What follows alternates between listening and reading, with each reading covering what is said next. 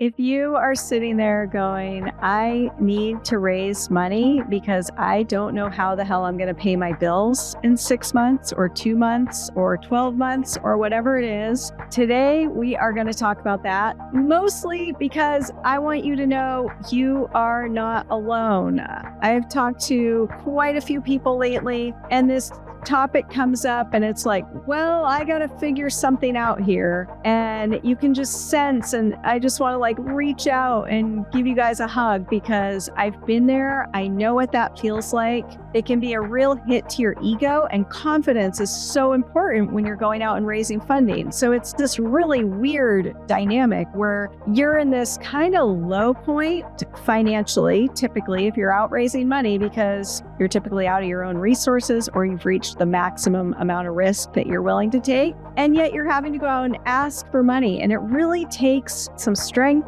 and a strong mindset to be able to confidently go out and just accept this is part of entrepreneurship. This is where I'm at, not let it get you down, and also strategize how to figure out how you're going to pay the bills and make sure you can also do that while going out to raise money. So that's what we're going to cover today. Mostly just so you know that you're not alone, but we're also going to cover some tactical advice.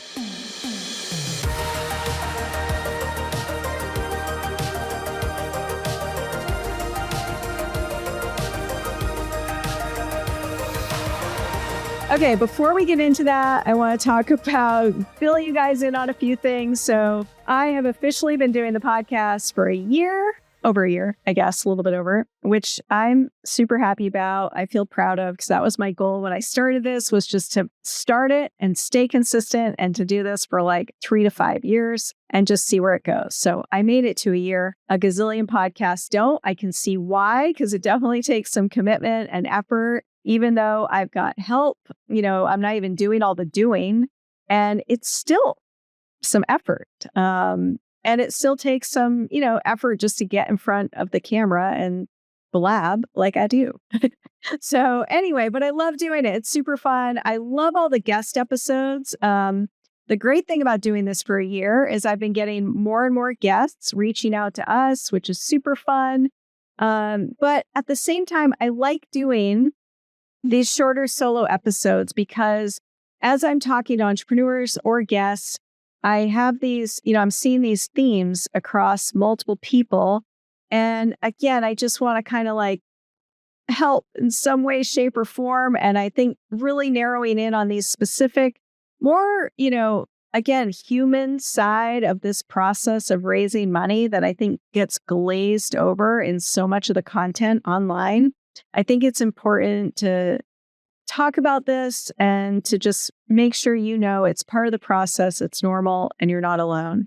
So the other thing is that the team that does my podcast, they told me that the just kind of go with the flow footage is doing well on YouTube these days. So we'll see. I don't know. I had to update my computer. My nice camera no longer connects. I got to figure that out. Haven't had time to do it. So I'm on my regular computer camera and I am just winging it. So if you have not checked out YouTube, jump onto YouTube, Seed Money Podcast, and subscribe. Show me some love. Would appreciate it. Like it, comment, all that good stuff helps. I'm so terrible at promoting that, but show me some love. Help me out here. And then, anyway, so aside from that, what I want to do, we're kicking off July. We've got a couple months. July and August are typically not great months for raising money. People are traveling, they're busy, taking vacations, and it can be really slow to hear back from people. So I suggest take the next 2 months. Don't stop pitching. Don't stop reaching out to people, but just be patient. You might not hear back from people right away. It's normal. Same with the podcast and this kind of stuff. It slows down. Summertime, people are busy. There's just an ebb and flow. But I'm going to take the next couple months to do a little series on mindset. Because again, on these more human aspects to raising money that I don't think get talked about enough. So each week I'll do a little mini episode like this where we'll cover one of these topics. I'm going to make some book recommendations. some resources. And I just want to make sure you guys are staying confident and doing everything you can so that when summer's over and people start getting back to you, you are ready to close that round of funding. So that's what we're doing for the next 2 months. A little summer series, which will be fun.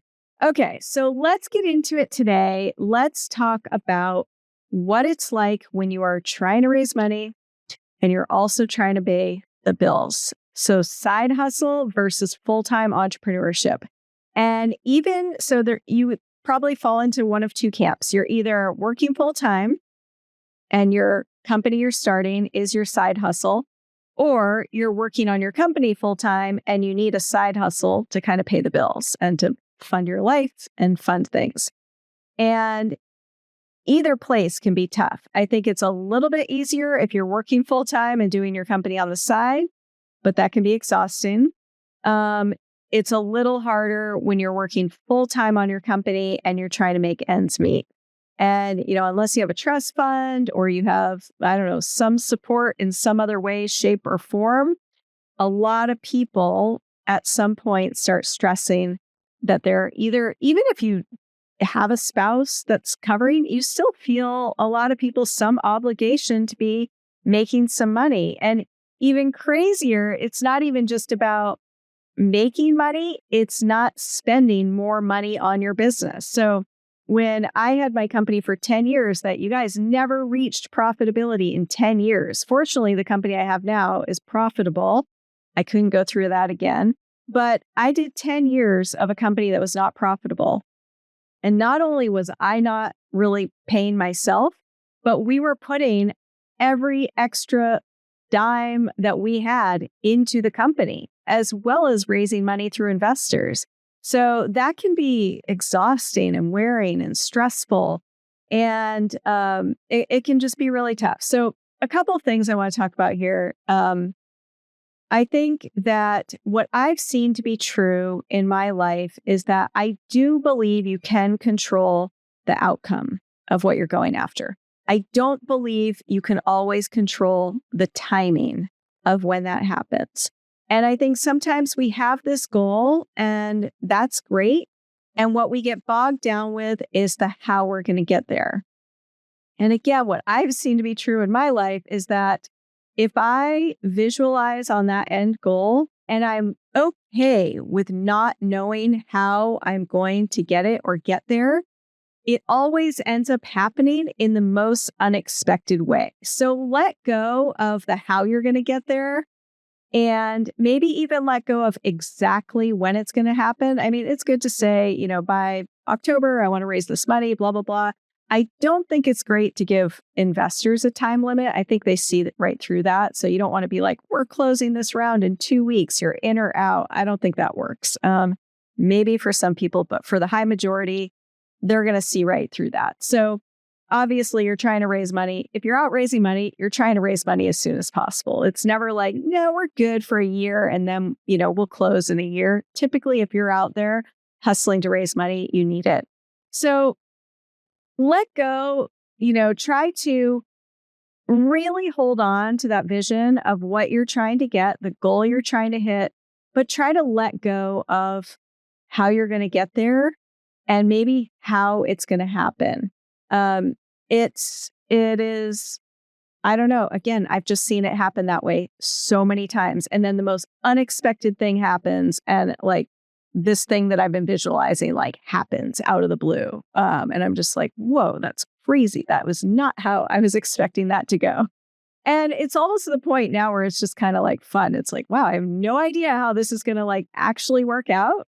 But I know if I keep focusing on that end goal and pairing that with taking action, that it'll happen in some way, shape, or form.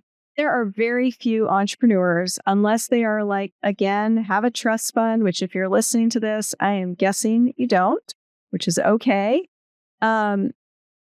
Everybody goes through this. I've talked to companies in the last couple months. They're anywhere from pre-revenue to millions of dollars in revenue, and they're still not paying themselves. There's companies tens of millions of dollars who aren't sure if they're going to make payroll, next month. it's crazy. It's part of the process. Entrepreneurship is not a smooth, cushy ride. Okay. So you got to just get comfortable with being uncomfortable, as I'm sure most of you know at this point, if you're this far in.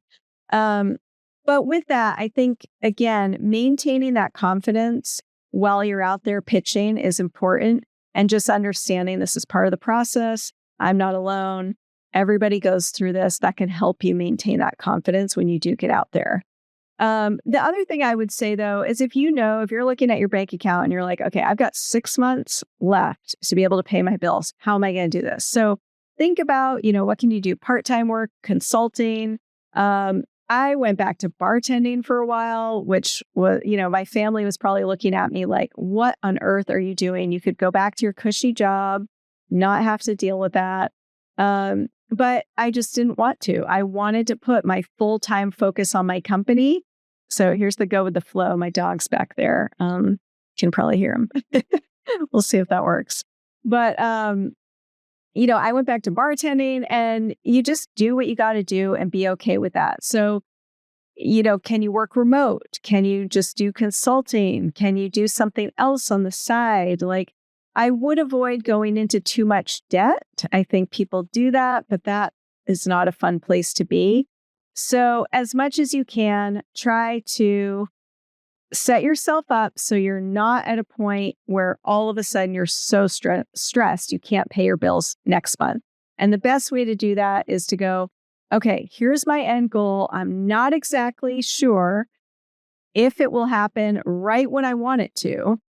So how do I set myself up to be able to pay my bills until it does happen? And that in itself is going to kind of give you a lot of confidence to be able to go out there and release some stress over the whole paying the bill thing. So anyway, I just wanted to touch on that because I've heard a lot of people mention it lately, and I think it's a real thing. Entrepreneurship can be really tough at times. And when you're in that space where you're just like, I don't know how I'm going to pay my bills. My friends are all going on vacations and traveling and buying XYZ. And here I am. I should be farther along. All these like negative things we tell ourselves. Just tell yourself you are doing the things that most people won't. And this is why you are going to make it happen. It is I think it's harder to stay in a job because to me, that would just be like torture to do that forever. But a lot of people won't take the leap. They won't take the risk, and they won't be comfortable being uncomfortable. But you are not that person if you are listening to this. So just know what you're doing is normal. You're doing all the right things. Focus on the end goal, but take massive action and trust that those two things together will get you there. And it might be in the most unexpected way. So I hope that helps. Stay tuned for the next one and leave a review. Reach out. Would love to hear from you. I'm doing free pitch deck reviews on Fridays. You can book one of those with me on LinkedIn or email me at hello@seedmoneypodcast.com. Okay, we'll see you guys next time.